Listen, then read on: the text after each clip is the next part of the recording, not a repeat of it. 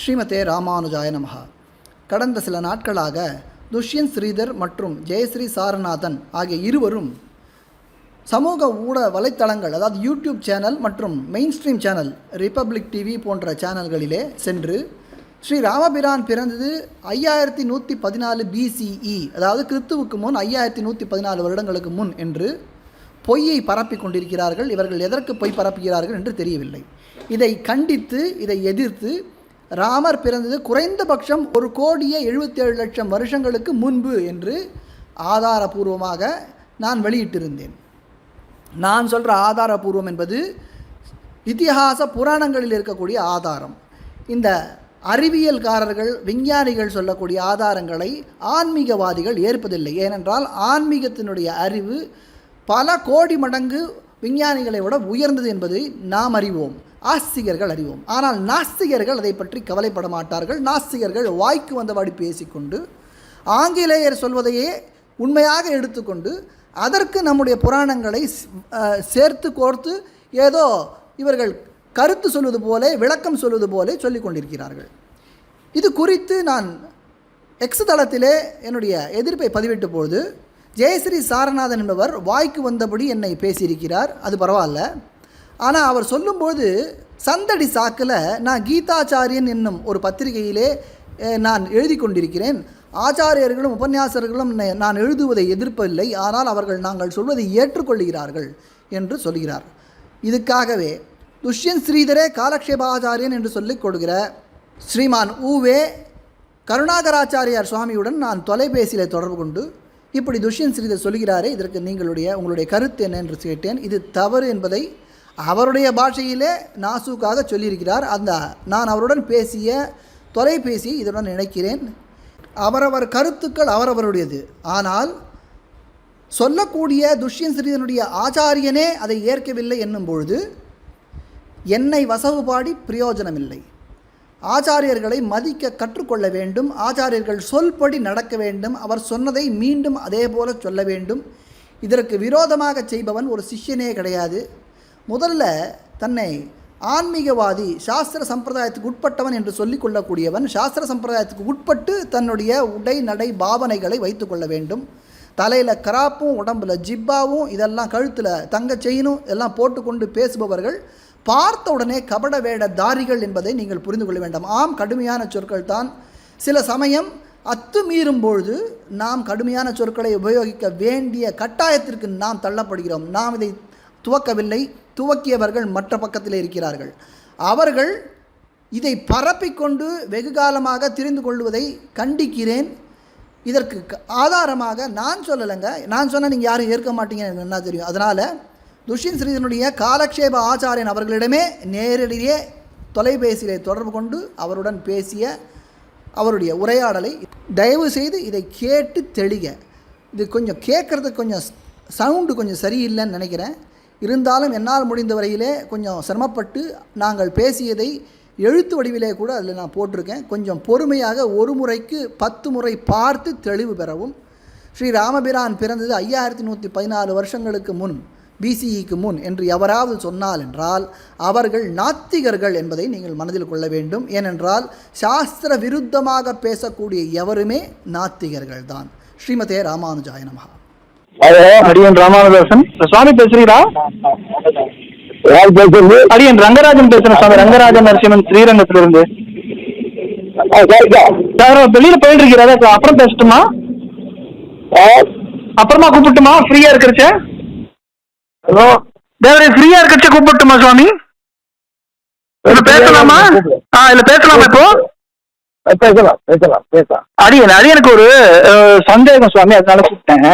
இப்ப நிறைய சோசியல் மீடியாலையும் ராமர் 7000 வருஷத்துக்கு முன்னாடி பிறந்தார், 5114 BCEல பிறந்தார்னு சொல்றா.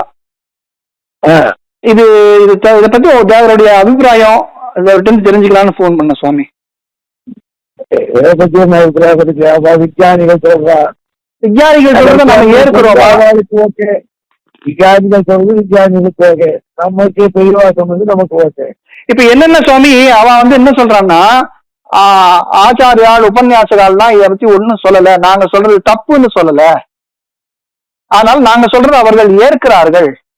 அதனால ராமர் வந்து 7000 வருஷத்துக்கு முன்னாடிதான் பிறந்தார்.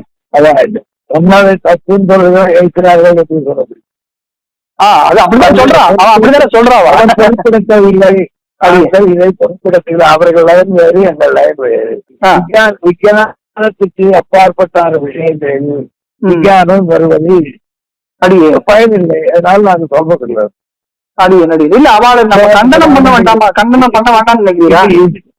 கேட்டவே வேண்டாம். அதுக்கு இதுக்கெல்லாம் கண்டனம் பண்ணா அப்புறம் தான் அப்படி சொன்னாங்க 10 பேர் கேட்கவே 50 பேர் தெரியும். இல்லையா சுவாமி, இப்போ அவ பேசுறது மட்டும் தானே வெளியில இருக்கு. 1000 பேருக்கு இருக்கா சுவாமி, நீங்க ஏன் ஒன்றுமா கேட்டீங்க?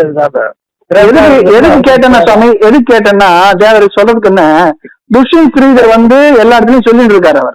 அவர் சொல்லட்டும் சுவாமி, திரேதாயுகத்துல அவதரிச்சார் ராமர்.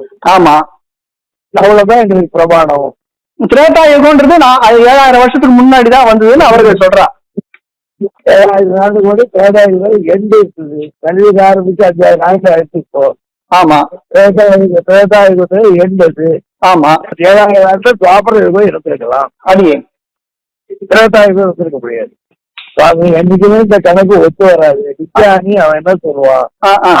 விஞ்ஞானி சொல்றது நான் கேட்கல சுவாமி. நான் என்ன சொல்றேன் சுவாமி, விஞ்ஞானிகள் சொன்னாக்க நாம வந்து பொருட்படுத்தாம போலாம்.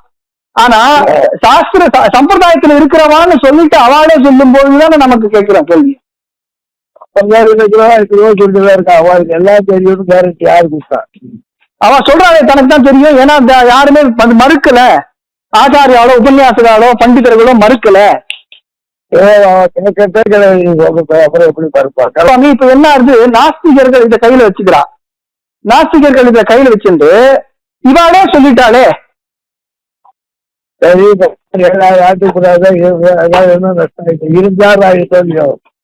சுவாமி நீங்க இருந்தாலும் சொல்றீங்க, லட்சக்கணக்கான முன்னாடி நாங்க சொல்றோம்ன்றா.